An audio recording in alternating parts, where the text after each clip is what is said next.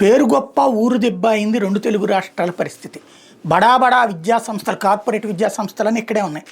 వందల కోట్లు కాదు వేల కోట్లు దోచుకునేటటువంటి సంస్థలు. కానీ సమస్య ఏంటంటే ఇక్కడున్న వాటిట్లో ఏమాత్రం సఫిషియెంట్గా లేవు అన్నటువంటి విషయం. ఇప్పుడు తాజాగా ఆంధ్రజ్యోతి రాసుకొచ్చిన టాప్ 20లో మన వైద్య కళాశాల ఒక్కటి కూడా లేదు.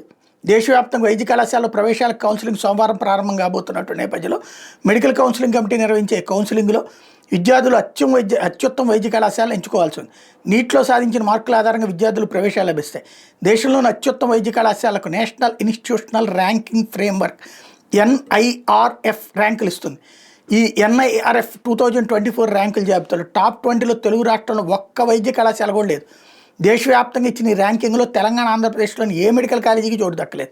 నీటిలో తెలుగు విద్యార్థులు సత్తా చాటుతుంటారు, కానీ ఉత్తమ వైద్య కళాశాల విషయంలో మాత్రం తెలుగు రాష్ట్రాలు వెనకబట్టడం అన్నటువంటి ఇక్కడ కీలకం.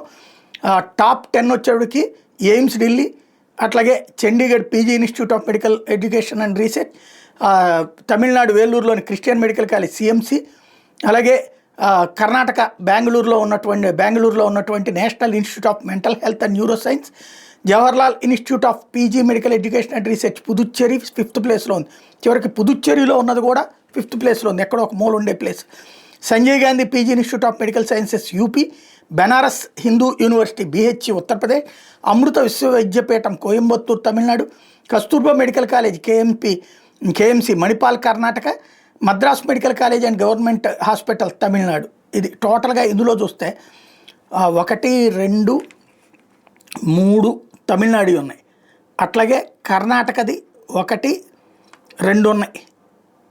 ఉత్తరప్రదేశ్ది 2, దాదాపు 2 ఉత్తరప్రదేశ్ ఉన్నాయి. మొత్తం ఇట్లా చూసుకుంటే మనకే ఇక్కడ ఏమీ లేనటువంటి పరిస్థితులు అయితే ఉన్నాం.